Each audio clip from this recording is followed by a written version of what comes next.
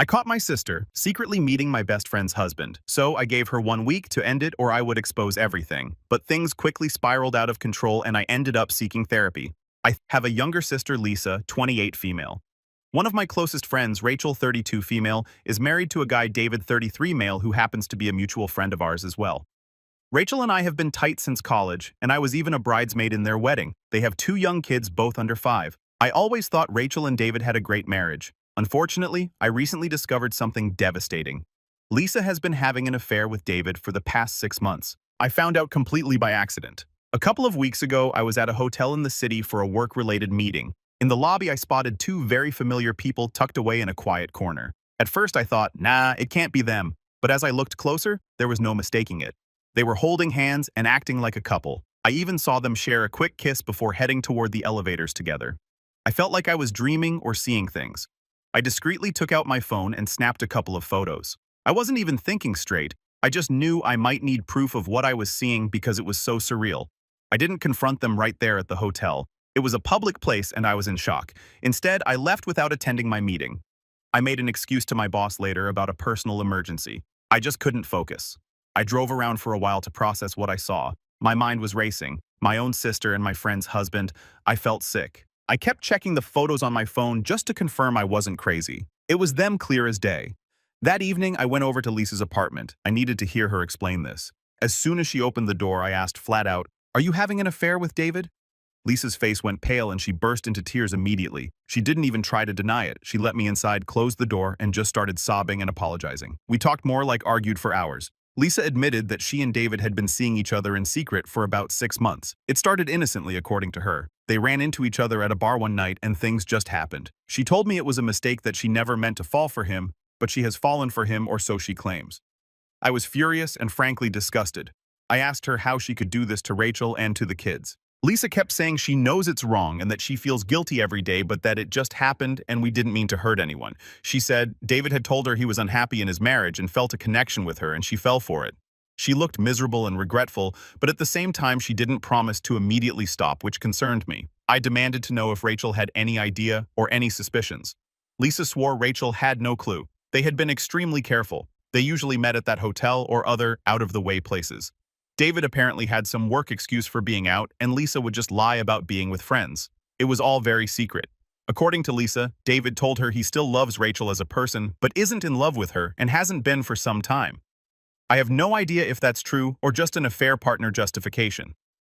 Lisa claimed David was considering ending his marriage eventually, but was hesitant because of the kids. She insisted to me that she was planning to break it off with David soon because she couldn't handle the guilt of sneaking around. She kept saying, "I don't want to destroy their family. I know what we're doing is wrong. I was going to end it. I swear." I told Lisa in no uncertain terms that what she was doing was beyond messed up. Rachel is not just any friend to me. She's one of my best friends, practically family. The fact that my own sister would betray her like this had me shaking with anger. Lisa kept begging me not to tell Rachel. She was literally on her knees at one point, crying and pleading. She argued that telling Rachel would destroy a happy family for no reason, especially if she and David were about to end the affair anyway. I honestly don't know if Lisa would truly end it on her own or if that was just something she's saying to get me off her back. I left Lisa's place that night extremely conflicted. I didn't agree to keep the secret forever. I just told her I needed time to think. She was still sobbing when I left, saying she was sorry over and over. In the days since, I've acted normal around everyone, but it's killing me inside. I see Rachel or talk to her almost every day, and it feels so wrong not to say anything. Rachel has been happily chattering about her upcoming anniversary. She's planning a surprise party for David for next month. She's even enlisted my help in planning some of it, completely unaware of how messed up the situation really is. It's heartbreaking. Just yesterday, she was gushing about how excited she is to celebrate with him and how solid their marriage has been lately. Listening to that, I felt my face burn. I had to bite my tongue so hard. Rachel has no clue her husband is sneaking off with my sister. I haven't told a single soul about this besides confronting Lisa. Not even my husband. I'm married and he and I are both close with Rachel and David as a couple. I wanted to keep it contained while I figured out what to do. My loyalty is split in a horrible way between my sister and my close friend. If I reveal the affair, I'm essentially nuking my relationship with Lisa. She'll probably never forgive me. It will likely also blow up David and Rachel's marriage, which maybe deserves to happen. But there are 2 young kids involved who I adore. If I stay silent, I'm protecting my sister for now and the kids intact home, but I'm also actively deceiving my friend by omission. I feel complicit in the betrayal every time I see Rachel's trusting face. Lisa is now avoiding me unless absolutely necessary. When we have talked, she basically just repeats that I should mind my own business and let them handle it. She hasn't broken it off yet as far as I know. When I asked if she's ended it with David like she promised, she got defensive and said, "I will, just give me time. You barging in will only make things worse." It's clear she's hoping I'll just stay quiet indefinitely. I don't know if I can. Every day that goes by, I feel worse about keeping this secret. Rachel is over here living in a fool's paradise and it just seems cruel. At the same time, the idea of being the one to shatter her world is terrifying to me. I know she's going to be devastated and I hate that I'm in a position to deliver so much pain. So Reddit, would I be the if I exposed my sister's affair to save my friend's marriage? Or in other words, Aita for telling Rachel that her husband is cheating with my own sister? I genuinely don't know what the right thing to do is here. I feel like either choice is going to destroy someone. Should I stay out of it because it's not my business, as Lisa says, or do I owe it to my friend to tell her the truth, even if it blows up my sister's life? I'm damned either way and losing sleep over this. Update 1. I want to say thank you for all the responses on my original post. The majority of you made it clear that Rachel deserves to know the truth sooner rather than later. It was painful to read, but it solidified what I think I already knew deep down. So I took your advice. 2 days after my original post, I met with Lisa again. I told her in no uncertain terms that she has 1 week to come clean, meaning she needs to convince David to confess to Rachel within 7 days, or I will tell Rachel myself. I figured giving them a chance to do it on their own was as fair as I could be. That way Rachel could hear it from her husband, or even from my sister directly if they chose, rather than from me. I honestly hope David might have enough decency left to be honest with his wife when confronted. Lisa did not take this well. When I delivered the ultimatum, she immediately started panicking. She got visibly shaken and said, "No, no, no, please, I need more time. I can't do that in just a week." She actually started crying again, saying that a week wasn't enough for them to get their affairs in order. Interesting choice of words. I remained firm. I told her I wasn't bargaining. 1 week was already generous, considering every extra day of lying is another day Rachel is being deceived. She switched from panic to begging. She asked me to please reconsider and not interfere, trotting out the same arguments as before, that I'd be destroying multiple lives, that the kids would be traumatized, that Rachel would be heartbroken, etc. I told her bluntly, Rachel is already being hurt. She just doesn't know it, and every day you continue this affair, you're making it worse. That's on you and David, not on me. Lisa just kept saying, "It's not that simple. You don't understand." Finally, when begging didn't move me, Lisa got angry. She yelled at me that I was meddling in things that weren't my business. She actually said, "This isn't your life or your marriage. Stay out of it." That made me pretty mad. I shot back that she dragged me into it by doing this with my friend's husband. I also reminded her that I gave her the chance to handle it privately, but if she and David weren't going to do the right thing, then I would. She called me a self-righteous at that point. It was a very emotionally charged conversation, lots of yelling and crying from both of us. I told her this was her own mess, and I had zero culpability for whatever fallout comes from the truth coming out. I also emphasized that the only people destroying a family here are her and David. She was hysterical by the end of the talk, but I held my ground and left her place. Since that confrontation, Lisa has gone mostly quiet. She hasn't responded to my texts asking if she's spoken to David about my ultimatum. It's been a couple of days of radio silence. I suspect she's either in denial or she's hoping I'll chicken out. Possibly she's scrambling with David to figure out a game plan. I did send one message making it clear I meant what I said 1 week. She saw the message, read receipts, but no reply. I also wrestled with whether I should just tell Rachel immediately and not even give them the week. But after a lot of thought and reading your advice, I decided 1 week is the final bit of grace I'll allow. It gives David a chance to possibly do right by his wife. Not that confessing fixes the betrayal, but at least it's coming from him. If nothing happens by the end of the week, I will tell her myself. To be honest, these past few days have been hell. Every time I see or talk to Rachel, I'm hyper-aware that this awful clock is ticking in my head. I haven't given any hints to her yet. I'm trying to act normal until it's time to actually drop the bomb. But it's so damn hard to look her in the eyes and keep up conversation knowing what I know. I also feel sick about the family aspect. I haven't told our parents anything. They have a good relationship with Rachel and David too. They think David is a great guy and that Lisa and Rachel are friends. This is going to be a nightmare when it eventually blows up. I know my parents will be disappointed in Lisa and possibly angry at me for telling, since it pits sister against sister. I'm not looking forward to that fallout either, but it can't be the reason I stay silent. So that's where things stand.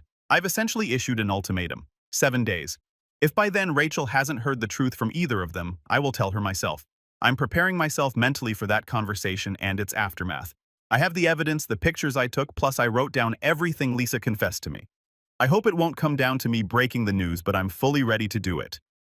Update 2. It hasn't been a full week yet, but something happened that pushed the timeline forward. I wasn't planning to post again so soon, but here we are. A couple of days after my ultimatum talk with Lisa, I was hanging out at Rachel's house. She had invited me over to help finalize some plans for the anniversary surprise she's throwing for David. We were going over catering ideas in her kitchen after the kids were in bed. That's when Rachel confided something that broke me on the inside. With a big smile on her face, she told me that she and David have been talking about trying for a third baby. I must have reacted visibly because she asked me if I was okay. I tried to smile and play it off something like, "Oh wow, that's big news." She went on happily chatting about how after the anniversary she's thinking of getting off birth control and letting nature take its course. She even joked that she might soon need me to be an auntie to another little one. I think I managed to nod and get through the conversation, but inside I was fuming. I am so angry at David and my sister at this point. Rachel is making life-changing decisions based on lies. The thought of her getting pregnant, bringing another child into this situation while David is secretly betraying her, it's just horrifying. I barely held it together while she was showing me some cute nursery decor ideas she'd saved on Pinterest. Yes, she's already thinking that far ahead, and no, David clearly hasn't discouraged these plans. That night, I barely slept. I kept picturing Rachel a year from now, possibly pregnant, finding out her husband had been cheating on her all along. The idea of it made me feel physically ill. I realized I cannot in good conscience wait any longer. The ultimatum I gave a week was supposed to give them a chance, but knowing this new info, I decided I was done waiting out the clock. Lisa's silence over the last few days also told me that she and David were likely not going to do the right thing on their own. For all I know, they might even let Rachel go ahead and get pregnant and still not say a word. I can't let that happen. So, I've made up my mind. I'm telling Rachel, and I'm telling her very soon, likely within the next 24 to 48 hours. I haven't informed Lisa or David of this decision. I don't plan to give any further heads up. They've had their chance. I doubt they're going to suddenly confess at the last minute, and I'm not interested in playing chicken with people's lives. I'm absolutely dreading the conversation I have to have with Rachel, but I know it has to be done. She needs to know what kind of man she's married to before she throws an anniversary party, before she tries for another baby. I've been rehearsing in my head how to tell her gently, but there's really no gentle way. It's going to shatter her no matter what. I've decided the best approach is to do it at my place rather than hers. The kids will be around at her house, and I don't want them to potentially see their mom break down. I'm thinking of asking her to come over for coffee or something tomorrow morning while David is at work and her kids are at daycare/grandma's. That way it's just the two of us in a private setting and she won't immediately have to face her husband or children. I will make sure she doesn't have to drive right after hearing the news. I can call her sister or someone to come be with her if needed. To be honest, I'm scared, but I know it's the right thing to do. I keep reminding myself of that. Better and ugly truth now than a worse truth later. Update 3. I told Rachel it was, as expected, one of the hardest, most heart-wrenching conversations I've ever had. I'm still processing everything and I know she is too. But here's what happened. I invited Rachel over to my house yesterday under the pretense of having some leftover sample desserts from the anniversary planning. I had told her I got some cupcake samples from a bakery, a little white lie to get her to swing by without arousing suspicion. Late morning, she came by. She was in a great mood, joking about how she was excited to try the cupcakes and finalize fun party details. We sat down in my living room, and I gently steered the conversation away from the party. I said, "Hey, there's actually something important I need to talk to you about." I think my tone or expression must have alerted her because she got serious pretty fast. She said, "Sure, what is it?" or something along those lines. I remember my heart was pounding so hard I could hear it in my ears. I knew there was no way to cushion the blow, so I just came out with it. "Rachel, I found out that David has been having an affair." She looked at me as if I'd spoken to her in a foreign language, like she couldn't process the words. She sort of half smiled in disbelief and said, What do you mean?" I went on to explain as calmly and compassionately as I could that I had evidence, and I didn't want to believe it myself at first, but it's true. I told her I saw David and the other woman together with my own eyes. I was trying to avoid saying the name at first to let her absorb the idea of the cheating before adding the extra betrayal of who it was. But she kept asking, "With who? Who is he with?"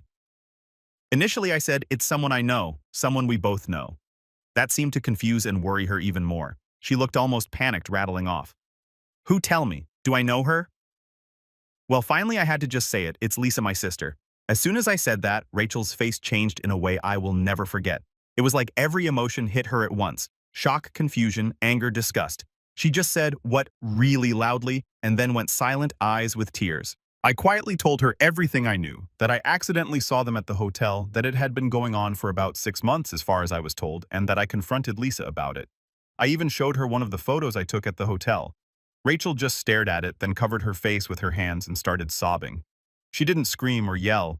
It was this gut-wrenching, quiet sobbing that honestly made my heart feel like it was in a vice. I started crying too.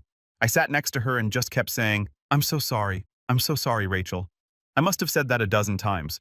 I tried to hug her, and for a second she let me, but then she pulled away, and through her tears she asked, Why are you telling me this?"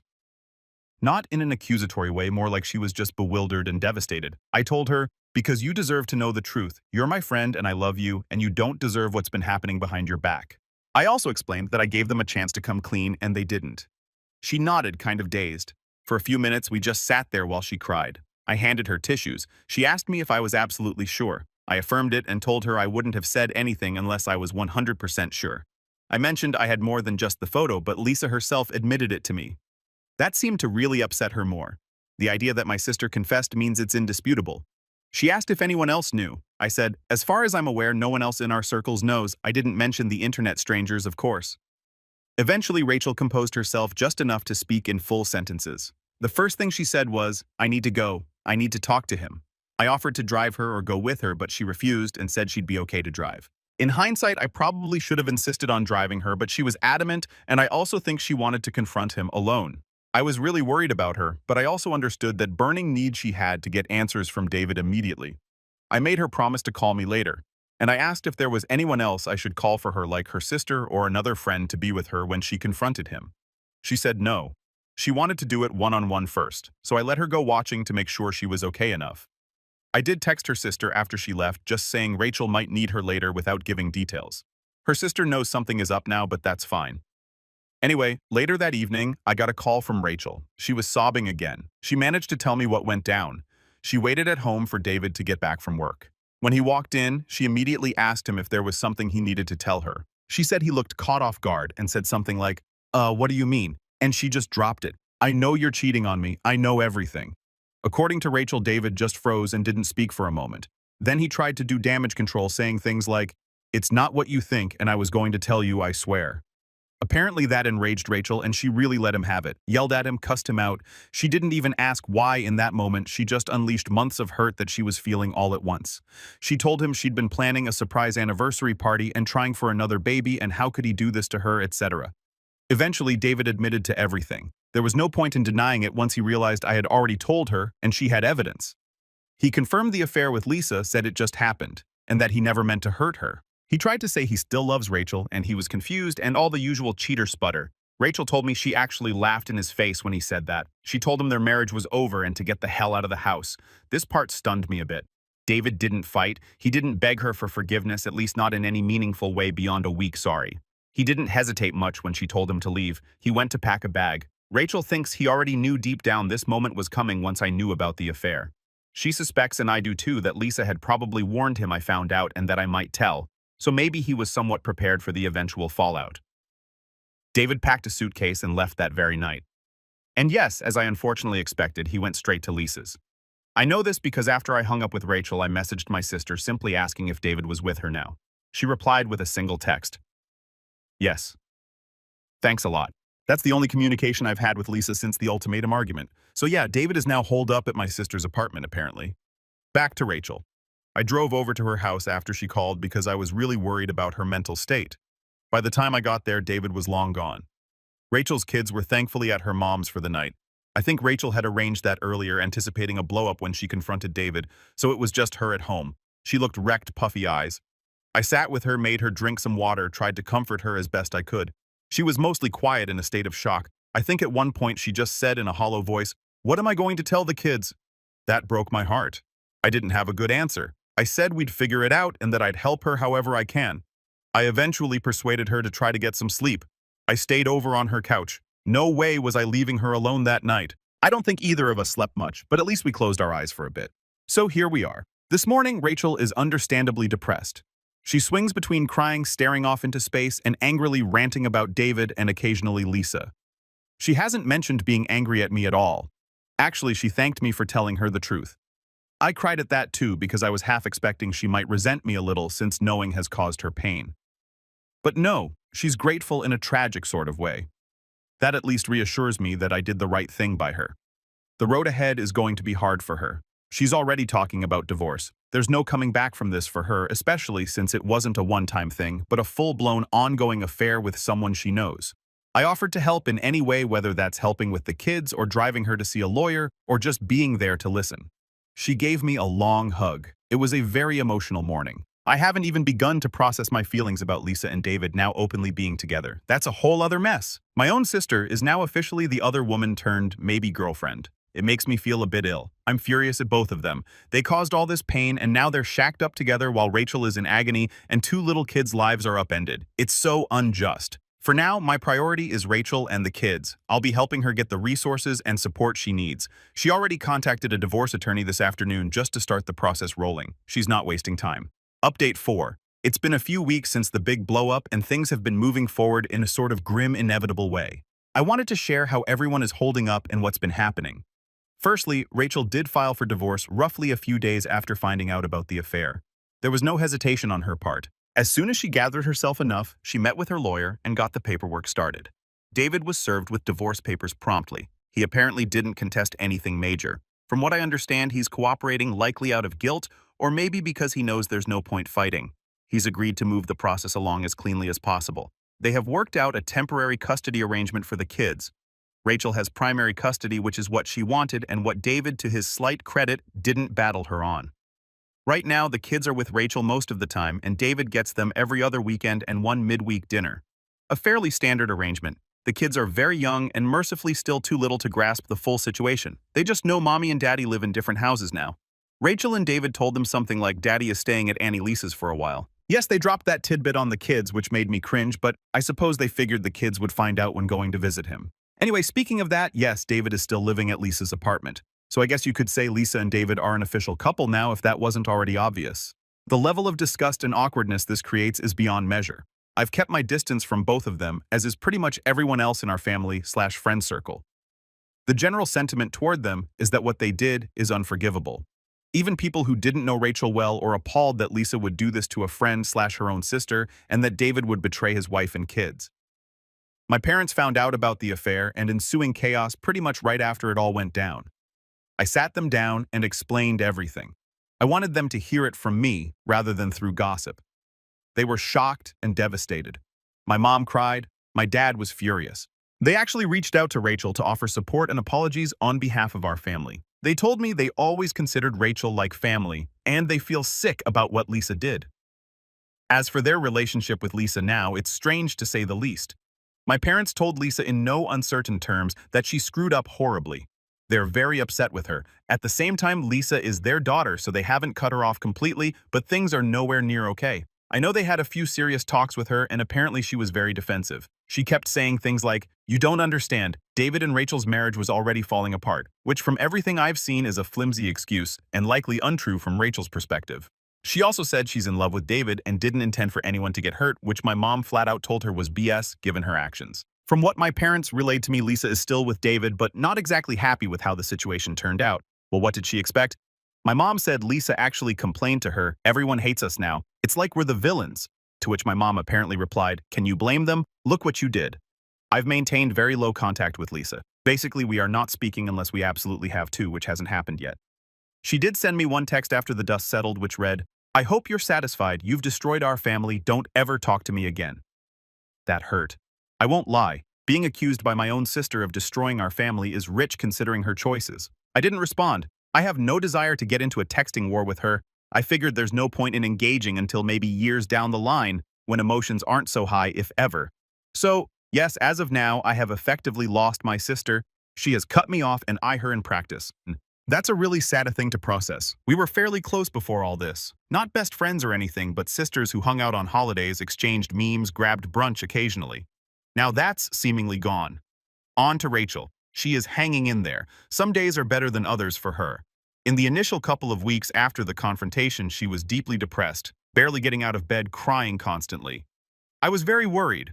I and a few of her other close friends basically set up a schedule to make sure one of us was with her every day, helping with the kids and offering support. To Rachel's credit, she started therapy and is actively seeking help to cope with the emotional fallout. She has good support from her family too. I see her or talk to her pretty much every day. She tells me she has her moments of utter sadness, especially at night when the kids are asleep and she's alone with her thoughts, but she's trying to stay strong for her children. She did tell the kids in a very age-appropriate way that mommy and daddy won't be living together anymore and that it's not the kids' fault. The older one, 4 years old, has had some confusion in acting out, which is expected. The younger two is thankfully too young to really grasp it. It's heartbreaking to watch, but Rachel is doing her best to give them stability and love. I help with babysitting whenever I can, and I've kind of stepped in as an Annie figure even more now to fill whatever small part of the void I can. One delicate thing the kids do see Lisa when they go to David's for visitation since he's living at her place. This was something Rachel was furious about initially. She didn't want the kids around the mistress at all. But legally, she can't really prevent David from having his sister-in-law/girlfriend present during his parenting time unless something egregious happened. David is their father, and as awful as this situation is, Lisa is their biological aunt and now essentially their dad's partner. It's a twisted dynamic that we're all just stomaching for now. Rachel vented to her lawyer but was advised not much can be done unless the kids are being harmed, which they're not, aside from the confusion of it all. From what I've heard, Lisa tries to play cool aunt when the kids are over. That makes me feel ill, but at least it sounds like she's not bad to them. Still, the nerve of that situation is outrageous. She helped break up their family, and now she's hosting them at her place like it's normal. I can only imagine what goes through Rachel's mind thinking about that. Now, regarding Lisa and David's relationship, I mentioned my mom said Lisa isn't exactly happy. From a couple of tidbits I've gathered mostly via my parents or mutual acquaintances. Since I'm not talking to Lisa directly, things are tense between them. Surprise, surprise. A relationship built on sneaking around and hurting others isn't all sunshine once it's out in the open. I heard that David has been having a rough time too. He misses his kids a lot and apparently he's been moody and guilt-ridden. Imagine that. Living with the person he blew up his life for isn't so romantic when he's dealing with divorce lawyers and a distraught ex and limited time with his children. There's gossip that Lisa and David have been arguing frequently. My mom even said that one time when she called Lisa David and she were in the middle of a spat about something trivial. Who knows if it's the stress, the guilt, or them just realizing lust and love aren't the same when reality hits. I'm not exactly rooting for their happiness, to be honest. If they stay together, that's its own karma because they'll always have to live with what they did and the trust issues that come with it. And if they break up, well, poetic justice maybe. I try not to dwell on that too much because it's not really my business anymore, except where it intersects with family. I haven't sought therapy for myself yet, but I'm considering it. I don't regret telling the truth. I want to make that clear. Despite all this sorrow, I would make the same choice again because living a lie would have been worse in the long run. But I'd be lying if I said the outcome hasn't been weighing heavily on me. It has. Anyway, sorry if this update is a bit all over the place. There's just a lot that has happened and a lot of emotions involved. Update 5. I wish I were coming back with a happier update after all this time, but sadly I'm writing this with a very heavy heart. It's been roughly a year since my original post. The divorce between Rachel and David was finalized about 7 months ago. It went as expected. Rachel got primary custody officially with David having visitation. Assets were divided and they moved on legally. However, emotionally, Rachel struggled immensely in the aftermath, far more than any of us realized. 5 months after the divorce was finalized, Rachel took her own life. Even typing that out makes me feel like I can't breathe. It's a nightmare that still doesn't feel real. She was only 33. Those beautiful 2 little kids lost their mother, and I lost a dear friend. To share what we know, Rachel had been battling depression ever since the affair came to light and her marriage fell apart. She put on a brave face for a while, especially for her kids, but she was in deep pain. She was in therapy and on medication, and for a time it seemed like she might be slowly finding her footing. We, her family and friends, tried our best to support her. I truly believed that with time she would heal and maybe even find happiness again. I knew she was still in love with David in a complicated way, and that heartbreak ran deep. But I did not see this coming. Maybe I was naive, or maybe she hid the worst of her feelings from us.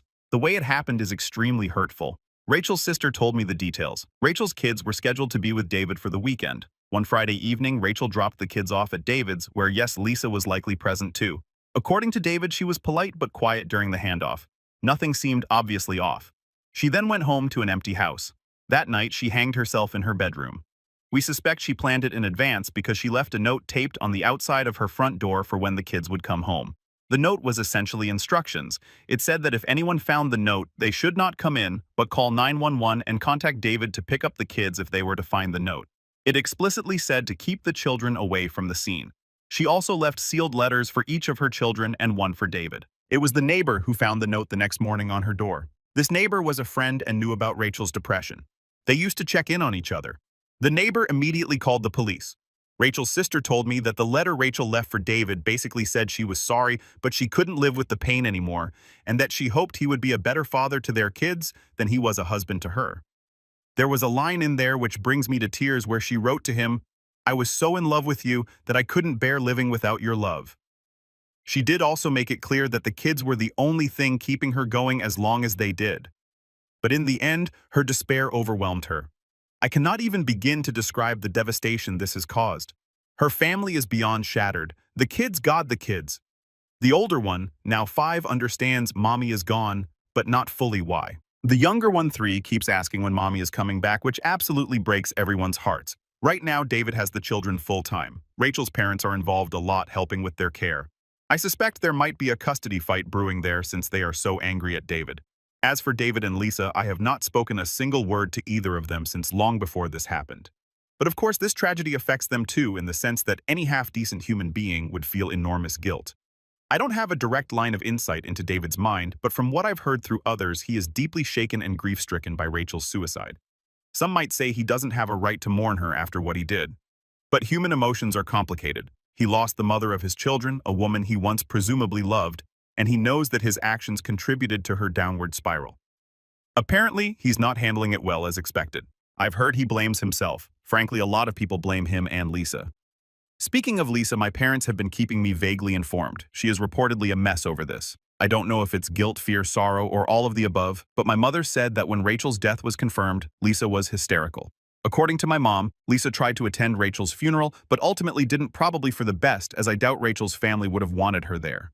David did attend, of course, and it was apparently very tense and emotionally charged. Rachel's brother almost punched him.